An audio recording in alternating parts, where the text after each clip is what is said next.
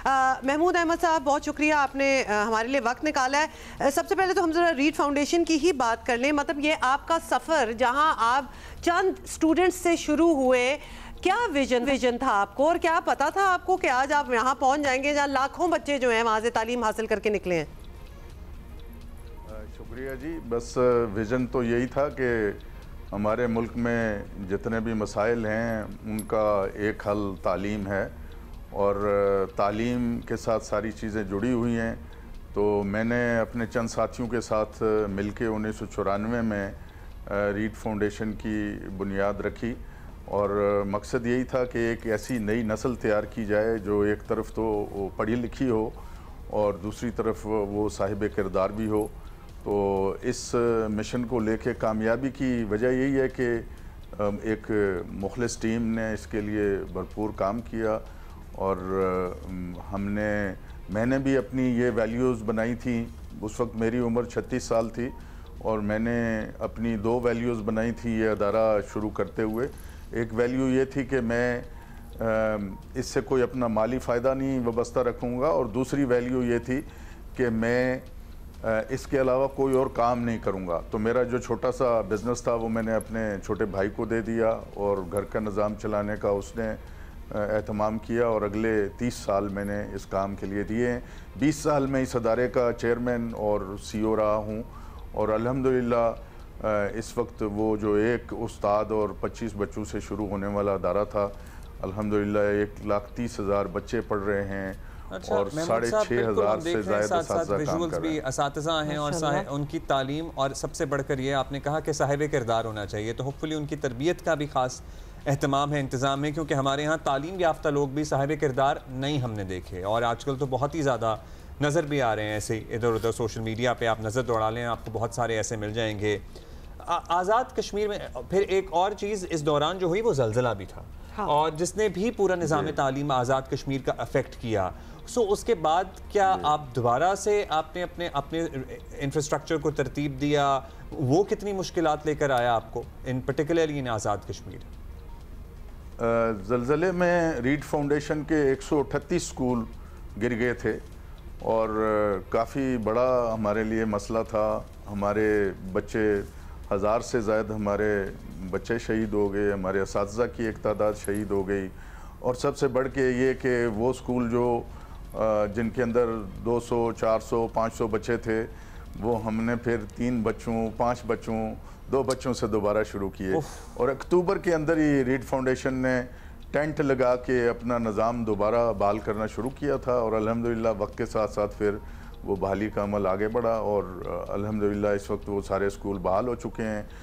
हमने अपनी इस वक्त जो टोटल हमारे आज़ाद कश्मीर में स्कूल हैं 422 हमारे स्कूल हैं, जिनमें से 67 कॉलेजेस हैं, 130 हाई स्कूल हैं और बाकी हमारे मिडिल और प्राइमरी स्कूल हैं। तो इनमें से कोई 350 स्कूल हमारे आज़ाद कश्मीर में हैं और इनमें से क्या रेशो होगी आउट ऑफ स्कूल बच्चों की आज़ाद कश्मीर में? अगर 422 आप ही के स्कूल हैं और बाकी भी स्कूल हैं तो फिर हम ये एक्सपेक्ट करें कि आज़ाद कश्मीर में majority of the children are going to school? हम ये तवक्को करेंगे? अभी बहुत काम कर जो आज़ाद कश्मीर में टोटल बच्चों की तादाद है उसका जिसमें गवर्नमेंट के, देखिए आज़ाद कश्मीर में 8,880 स्कूल हैं टोटल, जिसमें से 2700 प्राइवेट हैं। बाकी बहुत बड़ा सेक्टर जो है वो गवर्नमेंट के पास है और गवर्नमेंट के जो स्कूल हैं उनमें टोटल जितनी भी एजुकेशन सेक्टर है उसमें से तकरीबन सुबह हमारे स्कूल तो 350 ही हैं लेकिन हाईएस्ट एनरोलमेंट हमारे पास ही है। तकरीबन 11% बच्चे सुबह जो निकलते हैं सड़कों पे तो वो हमारे स्कूलों में आते हैं और जो प्राइवेट स्कूलों में पढ़ने वाले बच्चे हैं उनका तकरीबन 21% बच्चे रीड फाउंडेशन के स्कूलों में आते हैं।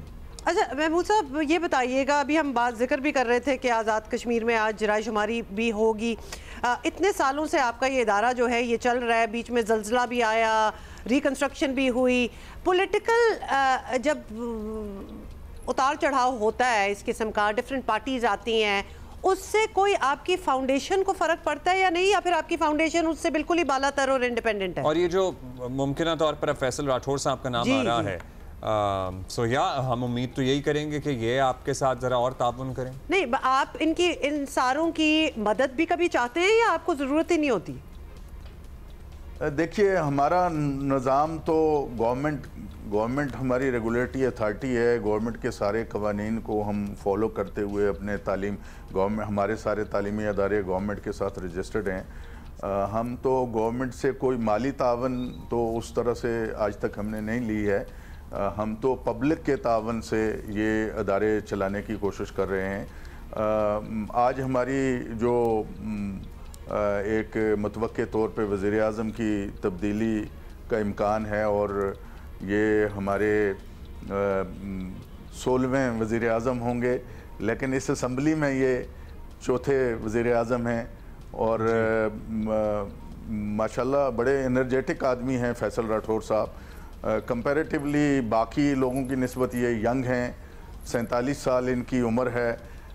वैसे तो वज़ीर आज़म के लिए 47 साल का आदमी काफ़ी यंग होता है, तो वज़ीर आज़म बिलउमूम लोग 50, 55, 60 के बाद ही बनते हैं। तो अभी तक बनने वाले वज़ीर आज़म में से ये कम उम्र वज़ीर आज़म में से होंगे।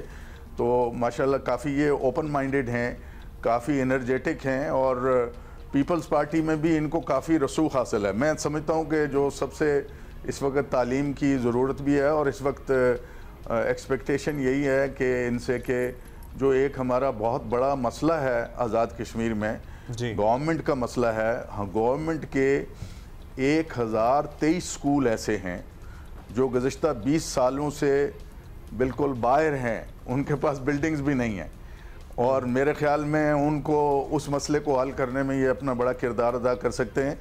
और आप जैसे लोगों का ताबन होगा ना साथ में, तो फिर आसानी हो जाती है हुकूमत। जी बिल्कुल होगा। और बतौर ख़ास वो मसला पैदा भी ऐसे ही हुआ था, वो इनकी एक रिस्पॉन्सिबिलिटी इस लिहाज से भी है कि वो मसला इस लिहाज से पैदा हुआ था कि ज़लज़ले के जो पैसे थे वो आर्जी तौर पे बेनज़ीर इनकम सपोर्ट में किसी वजह से शिफ्ट गवर्नमेंट को करने पड़ गए और फिर वो वापस अभी तक नहीं हो सके।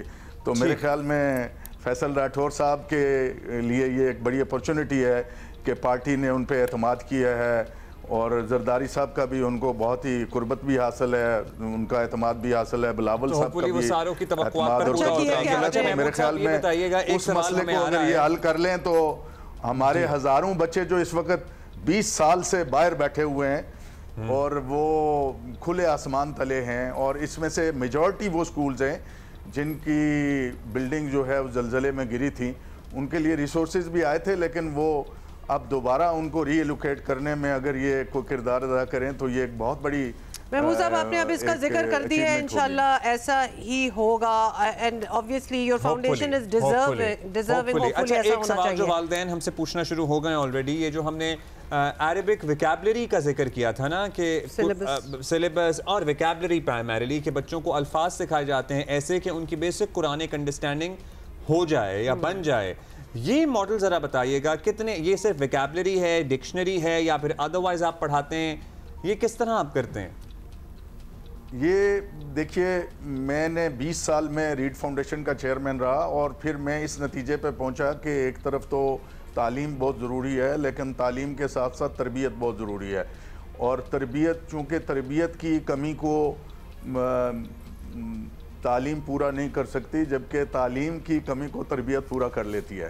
तो ये सोच कर फिर मैंने रीड फाउंडेशन में मैंने अपने बोर्ड से रिक्वेस्ट की कि कोई और साथी आए और वो इसकी ज़िम्मेदारी को संभाले और मैंने एक और अदारा बनाया, करैक्टर एजुकेशन फाउंडेशन।